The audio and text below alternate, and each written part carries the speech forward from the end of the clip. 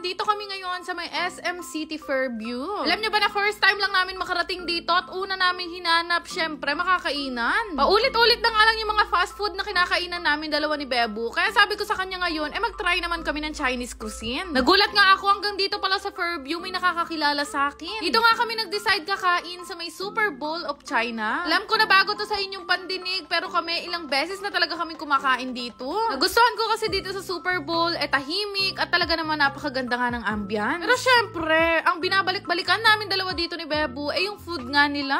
Tingnan namin dito, inassist na agad nila kami at binigay na nga nila sa amin yung menu. Medyo mahihirapan ka lang talaga sa pagpili dahil bukod sa mura yung mga food nila dito, napakasasarap nga tingnan. Sayang nga wala pa silang Super Bowl of China sa gawing Bulacan o kaya Pampanga. Kaya tuwing na pupunta kami dito sa Manila, hindi namin pinapalagpas na kumain dito. Balik nga ni Bebu, tinanong niya ako kung meron na daw ba ako napili. Sabi ko meron na, kaya lang hindi ko mabasa.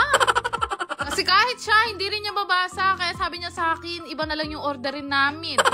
Ito ang hirap kapag ka napupunta ka sa masarap na kainan. Napakarami mong gustong orderin. Kaya lang konti lang kayo. Kinuha na nga yung isa-isa naming mga order. Tapos dumating na rin itong in-order kong ang soup. Ito lang sa Super Bowl of China ako nagsusup, guys. Huwag kayo magugulat kung may darating sa inyo na chips kahit wala naman kayong in-order. Iyan ay pa-complimentary food nila. Chips pa nga lang, mabubusog na kayo dahil napakarami. Tapos ang sarap din ng lasa. Pangasa nagustuhan ko dito sa Super Bowl of China, ang bilis talaga ng serving nila. Same na same kami ng reason ni Bebu kung bakit gusto namin dito kumakain. Bukod sa masarap yung food, napakabilis nga nila mag-serve. Halos lahat nga ng mga pinag-order namin ngayon, bago nga sa paningin namin dalawa ni Bebu. Tuwing kumakain kasi kami dito sa Super Bowl of China, paiba-iba nga yung kinakain namin para lahat nga matikman namin. Gaya nga nitong mango tapioca nila na sobrang nagustuhan ko dahil mahilig ako sa maasim. Sure, kapag ka napunta kayo dito sa Super Bowl of China, ma-addict rin kayo dito sa Yang Chow fried rice nila. Sa pangato, sa hindi pwedeng mawala tuwing kumakain kami dito ni Bebu, itong wonton noodles nila. Amang tama lang din kasi yung timpla, pati yung karne sobrang lambot. First time nga naming orderin itong platter na to na talaga namang hindi namin pinagsisihan. At isa na nga sa pinaka-favorite kong kainin dito, itong Shanghai rolls nila. Grabe, tinalo nito yung natikman kong inuwi ko pa at binulsa galing sa kapitbahay namin.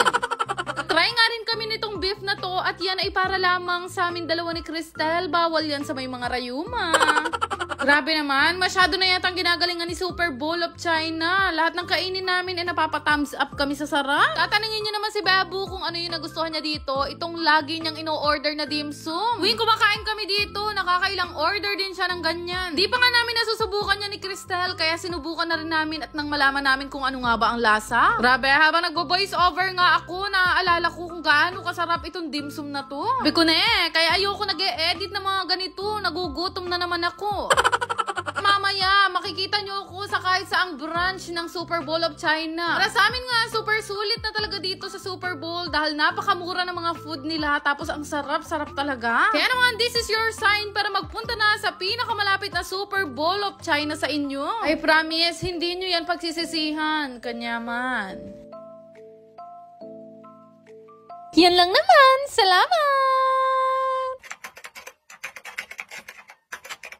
Pakita ko sa inyo guys, ito nilalaro kong masaya game. Kung kayo maglaro guys, ito ay para lamang sa mga nakakatanda at bawal sa mga bata ha. Ibangan lang din at kapag may extra kayo, pwede nyo laruin. Para makapaglaro, mag-register lang kayo do sa link na ilalagay ko nga sa comment section. Marami nga silang laro dito na pwede nyong pagpilian at pwede nyong paglibangan. Kaya nga nitong nilalaro ko, libangan ko lang yan guys, pero minsan talaga ay nananalo ako ng malaki. Pero gaya ng ibang laro, meron nananalo at meron din natatalo dito. Tingnan nyo yung nangyari sa akin, nanalo nga ako ng mega win at yung binet ko dyan 5 piso lang. Nagawa ko lang din talaga tong libangan at kapag ka nananalo na ako, wini-withdraw ko na rin. Yung malaki na panalunan ko ngayon, kaya sa mga magre-register, sige bibigyan ko kayo ng ayuda. Nakshoot ha?